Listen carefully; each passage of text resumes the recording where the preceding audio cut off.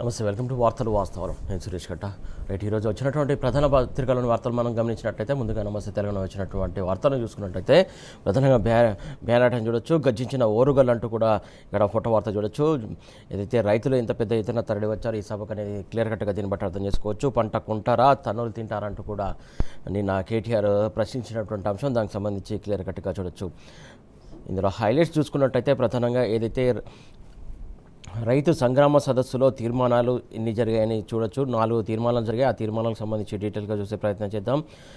రాష్ట్రంలో కాంగ్రెస్ 2.5 ఏళ్ల పాలనలో 1000 మందికి పైగా రైతులు బలయ్యారు. రోడ్డున పడినటువంటి వారి కుటుంబాలను ప్రభుత్వం ఆదుకోవాలంటూ కూడా తీర్మానం చేశారు. అలాగే రెండో తీర్మానం చూసుకున్నట్టయితే వరంగల్ రైతు డిక్లరేషన్లోని 34 హామీలను వెంటనే అమలు చేయాలి, లేదంటే ముఖ్యమంత్రి మంత్రులు తెలంగాణ ప్రజాక్షేత్రంలో తిరగలేరనే విషయాన్ని గుర్తుపెట్టుకోవాలంటూ కూడా దానికి సంబంధించి తీర్మానం చేశారు. మరో 3వ తీర్మానం చూసుకున్నట్లయితే రాష్ట్ర వ్యాప్తంగా కొనుగోలు కేంద్రాల వద్ద నెల రోజులకు పైగా పడిగాపులు పడుతున్నటువంటి లక్షలాది మంది రైతుల పంటలను ఎలాంటి కొర్రీలు లేకుండా కొనుగోలు చేయాలి, అన్ని పంటలకు 500 రూపాయల బోనస్ ఇస్తామని హామీ నిలబెట్టుకోవాలంటూ కూడా వీరు ప్రశ్నించినటువంటి అంశం. అలాగే 4వ చూసుకున్నట్టయితే రైతుకు 3 సార్లు ఎగ్గొట్టినటువంటి పెట్టుబడి సాయాన్ని బాకీలతో సహా చెల్లించాలి, 2 లక్షల రుణమాఫీ కానీ రైతులకు ఇప్పటికైనా రుణ విముక్తి కల్పించాలి, రైతు బీమా పథకాన్ని కూడా పునరుద్ధరించాలంటూ కూడా నిన్న కేటీఆర్ ప్రశ్నించినటువంటి అంశం.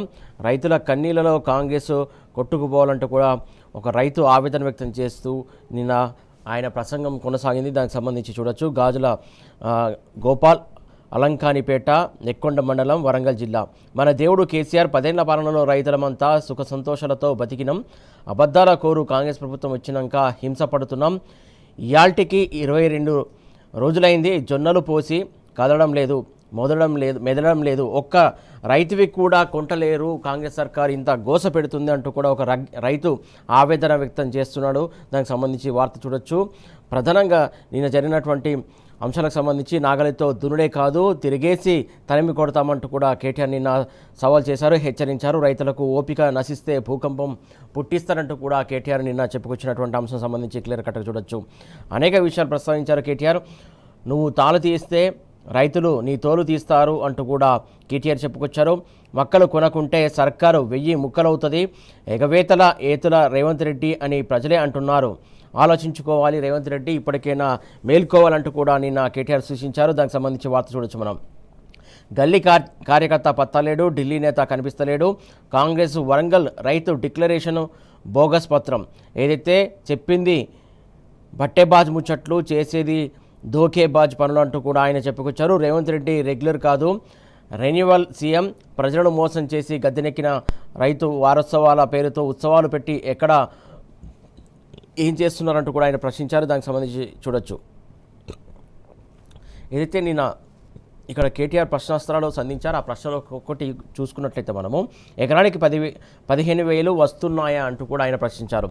ఏదైతే కాంగ్రెస్ సర్కార్ ఇచ్చినటువంటి హామీ 12,000కు సంబంధించి రైతు బీమాకు రైతు బంధుకు సంబంధించి వాళ్ళు 15,000 ఇస్తామని చెప్పేసి హామీ ఇచ్చారు. అవి వస్తున్నాయంటూ కూడా ప్రజల్ని అడిగారు. వస్తాలేవని అక్కడ సమాధానం వచ్చింది. అలాగే 2 లక్షల రుణమాఫీ జరిగిందా అంటూ కూడా అడిగారు. ఎక్కడ రుణమాఫీ జరగలేదని చెప్పేసి అక్కడ రైతులు చెప్పుకొచ్చినటువంటి అంశం. రైతు కూలీలకు 12,000 ఏవి, అలాగే అన్ని పంటలకు బోనస్ వస్తున్నదా అంటూ కూడా అడిగారు. దానికి ప్రభుత్వం సమాధానం చెప్పాలంటే కూడా సవాల్ చేశారు.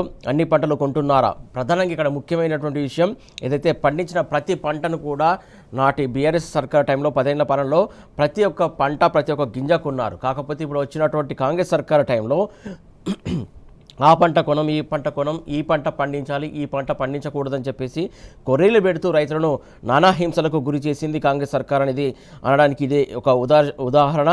కౌలు రైతుకు ఎకరానికి 14,000 వేస్తున్నారా?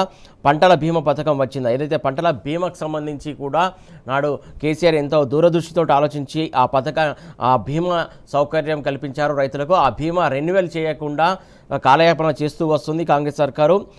అలాగే అసైన్డ్ రైతులకు పట్టాలు ఇచ్చిండ్రా? 34 హామీలో ఒక్కటైనా అమలైందా అంటూ కూడా ప్రశ్నించినటువంటి అంశం.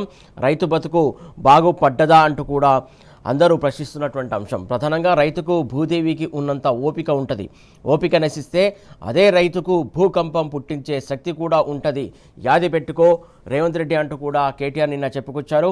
నాగన్లతో పాటు పొలాలు దున్నడం తెలుసు, అదే నాగలి తిరిగేసి కాంగ్రెస్ వాళ్ళను ఊరూరా ఉరికించి కొట్టుడు కూడా రైతుకు తెలుసు అంటూ కూడా కేటీఆర్ నిన్న చెప్పినటువంటి సందర్భం. దానికి సంబంధించి క్లియర్ కట్గా మనం వార్త చూస్తున్నాం. దానికి సంబంధించి అర్థం చేసుకోవచ్చు.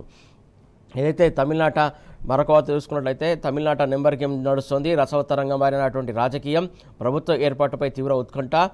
కాంగ్రెస్ మద్దతు ఇచ్చిన టీవీకేకు ఇంకా 5 సీట్లు అవసరం పడుతుంది.